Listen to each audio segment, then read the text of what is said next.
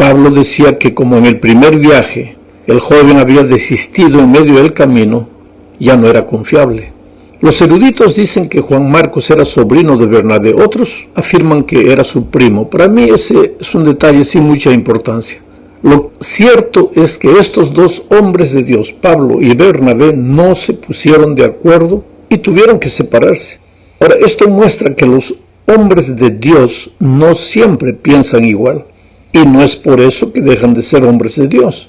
Ambos, Pablo y Bernabé, estarán en el cielo con toda seguridad, y sin embargo en esta tierra fue mejor que trabajasen separados para conservar la unidad de la iglesia.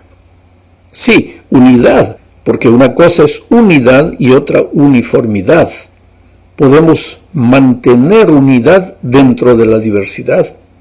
Bueno, en este segundo viaje Pablo pasó por Derbe, después llegó a Listra, donde conoció a un joven llamado Timoteo, hijo de Eunice, una mujer judía y de padre griego.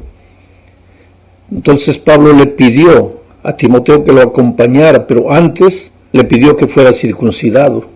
Ahora, ¿por qué? Si el concilio de Jerusalén había decidido que no se pidiera a los no judíos que se circuncidaran, ¿por qué Pablo le pidió a Timoteo?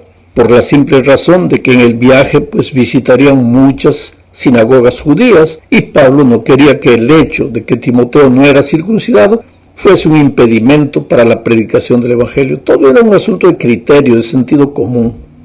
Bueno, siguiendo con el viaje, Pablo pasó por algunas ciudades de lo que hoy es Turquía, confirmando las iglesias que había visitado en su primer viaje. Finalmente llegó a Troas, y allí, en la ciudad de Troas, tuvo una visión, una noche, un hombre que le pedía paz a Macedonia y ayúdanos. Al día siguiente Pablo compartió esta visión con sus compañeros, y todos ellos decidieron atender el llamado divino y cruzar el mar Egeo para llegar a Macedonia. Cuando digo sus compañeros, estoy hablando de Timoteo, estoy hablando de Silas, y evidentemente Lucas también andaba con ellos. Aquí empieza realmente el segundo viaje misionero de Pablo, porque hasta este punto él había pasado casi por los mismos lugares de su primer viaje. El primer punto de su llegada a Macedonia fue Neápolis. Macedonia ya es territorio europeo. Neápolis es hoy la ciudad de Kavala, a la orilla del mar. En los días de Pablo era el puerto a donde se llegaba. A unos 20 kilómetros de Neápolis se encuentra la ciudad de Filipos. En realidad, Filipos era en aquellos tiempos la ciudad donde la gente vivía. En Neápolis, en el puerto, no vivía mucha gente. Por eso Pablo se dirigió a Filipos. Aquí en Filipos había un grupo de judíos, pero no había sinagoga. Por eso cuando llegó el sábado, Pablo y sus compañeros se dirigieron al río Crenedis, donde entre los árboles de la orilla del río se reunían los pocos judíos de la ciudad para guardar el sábado. Ese pequeño grupo era dirigido por una mujer llamada Lidia, que fue la primera judía de Filipos que aceptó a Jesús. Lucas relata la historia de este modo en Hechos capítulo 16, versículos 14-15. Entre las que nos oían estaba una mujer llamada Lidia, que vendía telas de púrpura en la ciudad de Tiatira. Lidia adoraba a Dios, y el Señor tocó su corazón para que diera cabida a lo que Pablo decía. Cuando ella y su familia fueron bautizadas, suplicante nos dijo: si ustedes consideran que soy fiel al Señor, vengan a mi casa y hospédense allí. Y nos sentimos obligados a quedarnos allí. Fue así que comenzó la obra cristiana en Filipo. Infelizmente, la estada de Pablo y sus compañeros en esta ciudad no fue muy grata, porque había una joven adivina que en realidad era endemoniada, que perturbaba a Pablo y sus compañeros. Esta joven adivina le daba mucho dinero, les hacía ganar mucho dinero a sus patrones. Entonces, cuando Pablo expulsó el demonio de esta joven, ella ya no tuvo el don de la adivinación, y los patrones, los dueños, se sintieron atacados y acusaron a Pablo delante de las autoridades, diciendo que habían venido a hacerles perder el negocio, en fin, inventaron un montón de cosas.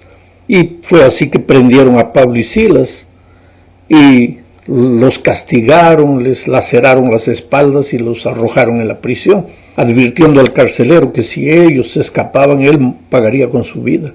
Ahora, este incidente de la cárcel es milagroso, porque a medianoche hubo un terremoto y el carcelero, temeroso de que los presos hubieran escapado, intentó suicidarse, pero fue impedido por la intervención de Pablo. Como resultado de esto, el carcelero y su familia también fueron bautizados. Al día siguiente, y esta es la tercera parte de nuestro estudio, cuando las autoridades de Filipos se enteraron de que Pablo era ciudadano romano, se llenaron de temor y le pidieron que se retirase de la ciudad en libertad. Pablo no quiso discutir mucho y se fue, y pasando por Anfípolis y Apolonia llegaron a Tesalónica. Pablo no se detuvo en Anfípolis, en Apolonia. Lucas solo registra la ruta. En realidad todas estas ciudades forman parte de lo que se llamaba en aquel tiempo la Vía Ignacia, que era el camino comercial hacia Roma. Mi esposa y yo tuvimos la oportunidad de descansar a media mañana del intenso sol bajo la gigantesca escultura del león de Anfípolis, ubicada a la entrada de la ciudad. Bueno, Pablo llegó a Tesalónica, que hoy es una ciudad demasiado grande para ser visitada en un solo día.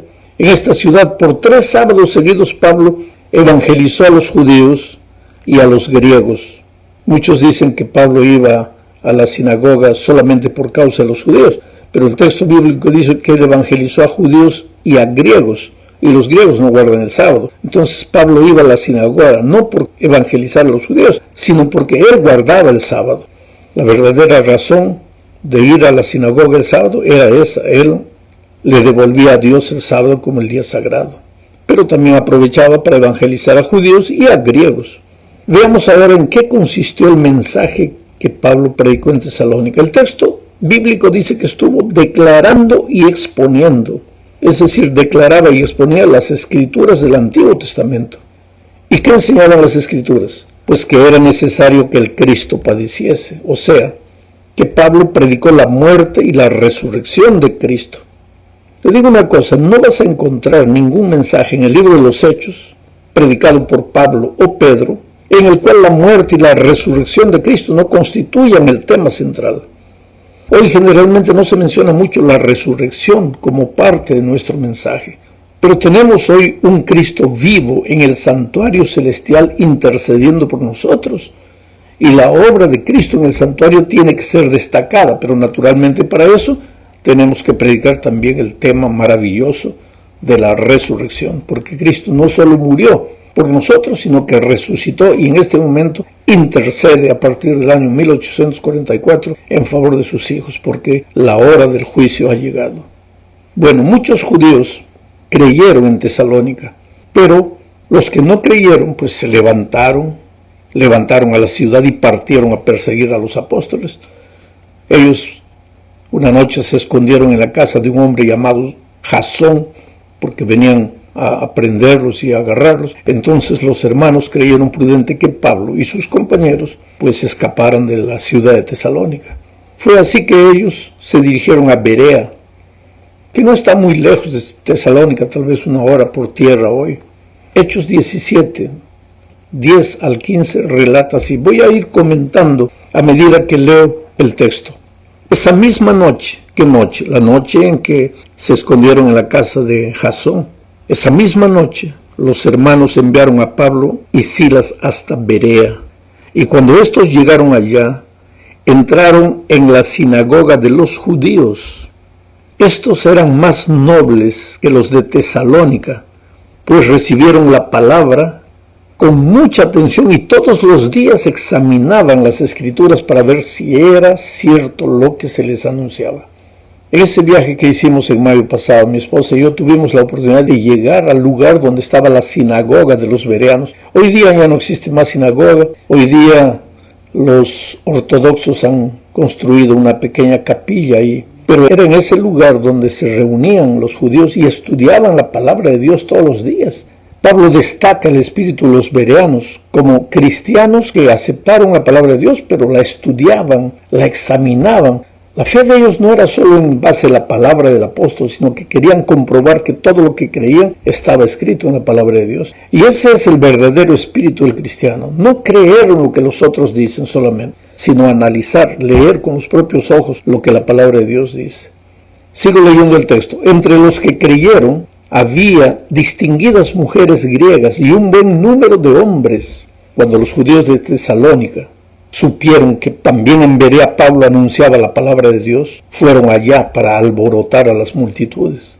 Ya les dije, estaba solo a 1 hora. Hoy día no, de carro. Ese tiempo demoraría un poco más, pero era relativamente cerca. Los que habían perseguido a Pablo, Silas y Timoteo en Tesalónica, ahora cuando se enteraron que estaba en Berea, fueron para allá. Sigo leyendo el texto. Pero de inmediato los hermanos enviaron a Pablo al mar, mientras Silas y Timoteo se quedaban allí. Los encargados de trasladar a Pablo lo llevaron a Atenas, y a Silas y a Timoteo les ordenaron que se reunieran con él tan pronto como pudieran, y así lo hicieron. Ahora, querido, vamos a Atenas. Esta es la 4ª parte de nuestro estudio. Pablo esperaría en Atenas a Silas y a Timoteo.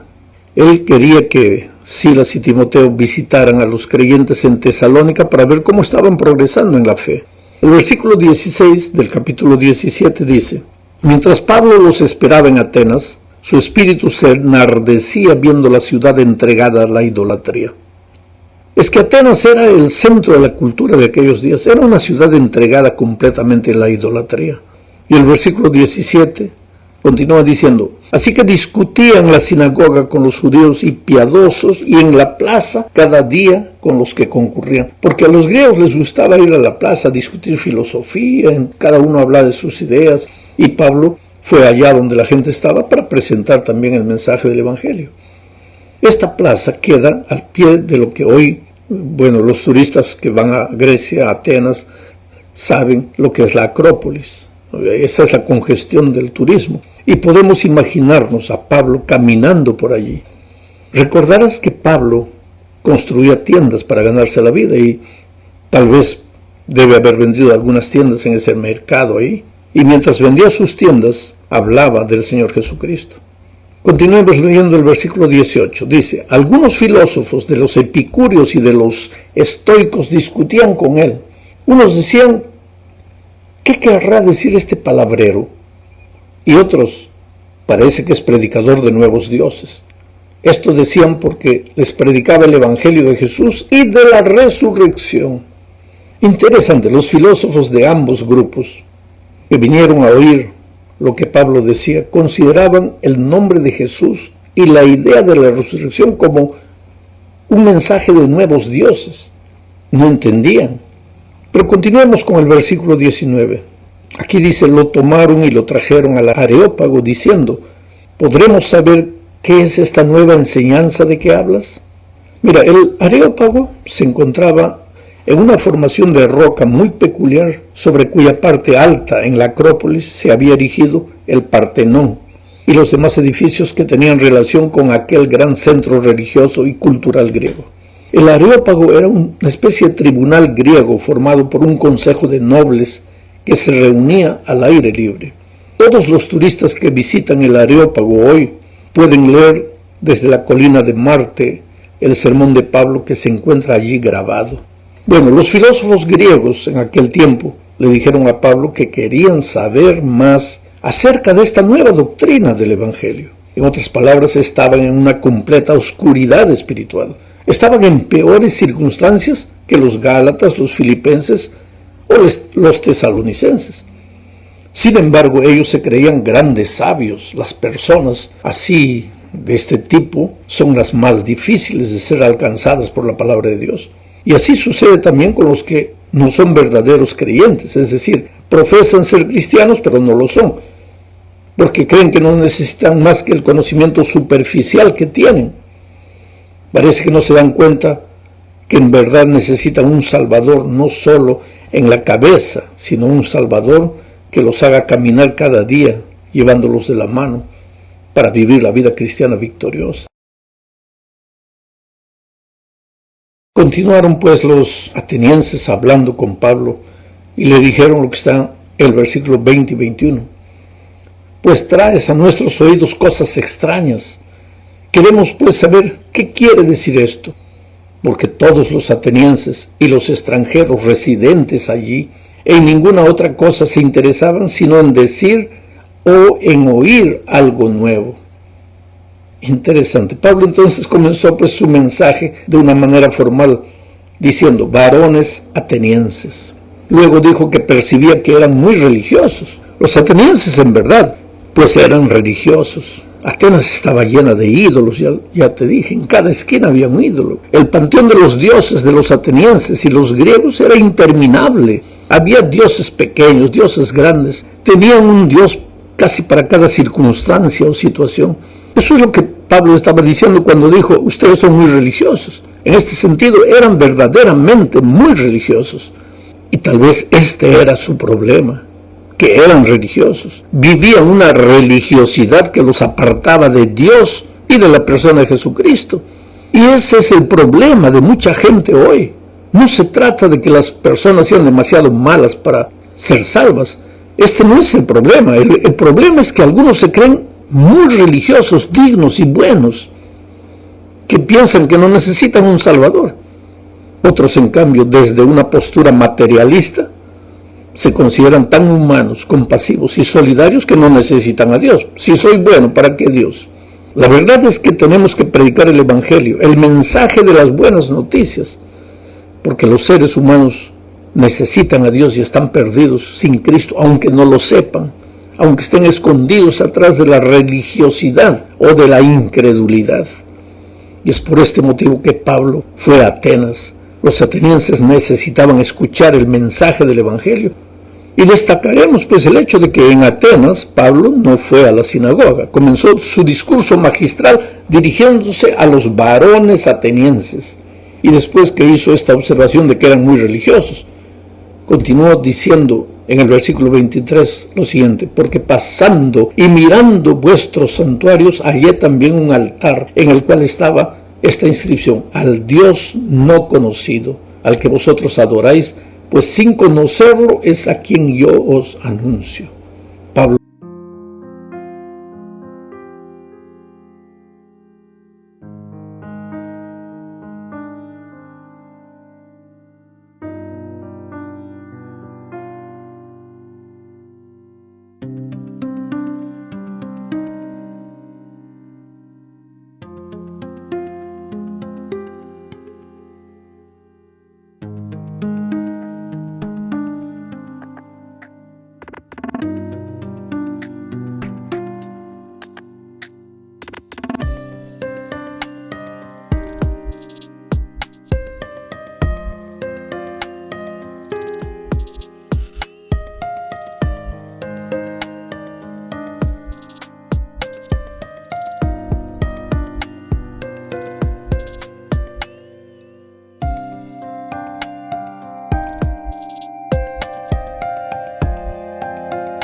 Les dijo, pasando y mirando vuestro santuario. Es decir, Pablo había visto los objetos de la adoración del pueblo, había visto sus altares, sus ídolos, sus templos.